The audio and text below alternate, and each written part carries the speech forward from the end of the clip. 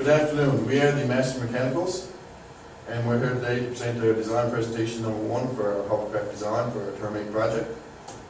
So our group members consist of myself, Greg Williams, Justin Tibbs, Brandon Pilgrim, Josh Boyd. So here's an overview of the presentation that we're going to give today. We're going to start off with the problem statement, design constraints, background research, general hovercraft design, then we'll get into our hull and skirt designs.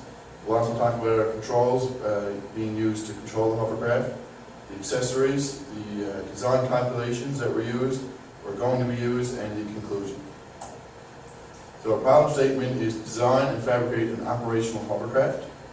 The hovercraft will have surveillance capabilities. We have an estimated budget of $500 with $250 reimbursed by the engineering faculty. So design constraints that we are faced with for this project is the maximum lift that we can generate from our propeller.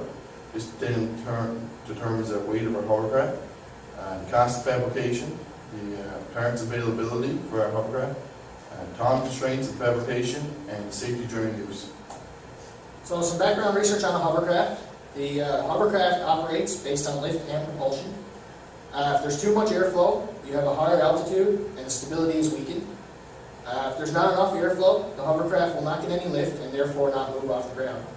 As you can see from the picture on the right, air blows downward from the lift propeller, which fills up the skirt with air.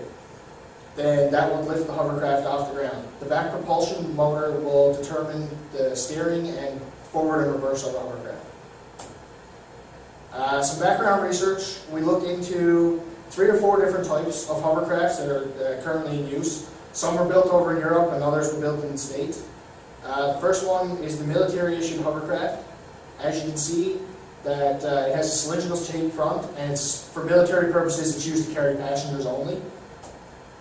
The Indian Griffin hovercraft is the world's largest hovercraft. It is used to carry passengers as well as additional payload besides. The Iranian hovercraft is also military, but the difference between this one and the original was that the shape is more of a helicopter shape and not fully cylindrical like the rest. The Mercier Jones Future hovercraft is the newest style of hovercraft. It was built in Chicago.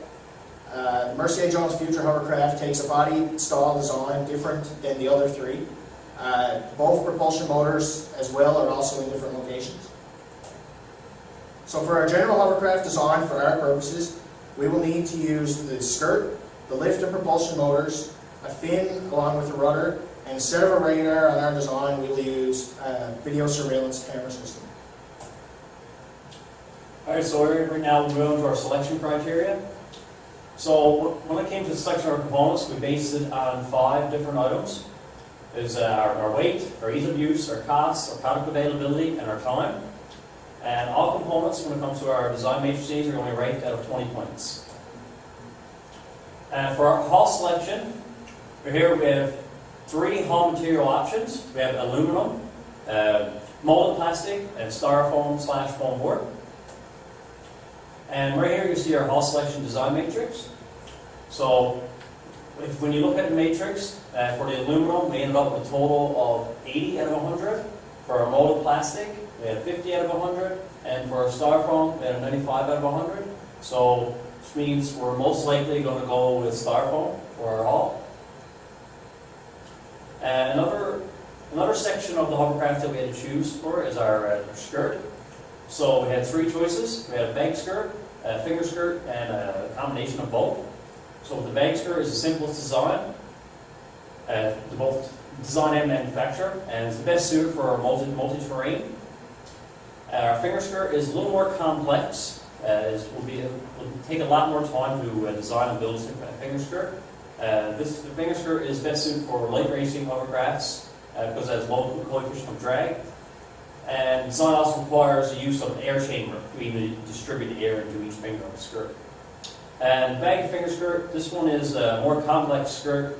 And design incorporates the best of both the bag and finger skirts, so it would end up with low drag and multi-terrain capability. And right here you see our design matrix for our skirt selection. So bag skirt, we give 100 out of 100. Our finger skirt was 70 out of 100, and bag and finger skirt was 60. Basically, Biggest reason for a bag and finger skirt to be 60 is just that we don't really have enough time to build a bag and finger skirt. It's really complex. So next up, we have our controls section. So for this section, we had 4 different options available. We looked at video control, Arduino, a control board, and the RC control. So based on the 5 categories mentioned by Brandon, we ranked each option based on their availability, weight, ease of use, cost, and the time that we had for this short project. And this came up with the RC control. It also was a good option for us as we've already got experience with RC controlling. Next we have our motors. So as Justin mentioned in our background research, there's a number of different ways to design the hovercraft based on 2 motors on the back, where the speed can be changed in each motor individually. Or you can have 2 motors with fins and rudders to control the aircraft for steering. Or you can go with the simplest design with 1 motor with a fin to control the hovercraft. So here is the design matrix, and based on the 5 categories, it came out that we would go with this simple design, and that is the 1 motor with a fin. So then we had to decide on a camera system. So we had 3 different options. We could go with a wireless live feed, or a recordable camera system, and then a combination of the both. So for the camera system, we ranked each option, and then we kind of decided that it would be important for our hovercraft to have both of these capabilities. Therefore, it creates a redundancy in our system. So if the hovercraft ever failed to record the data, we also had our live feed that would give us the opportunity to react on a situation immediately.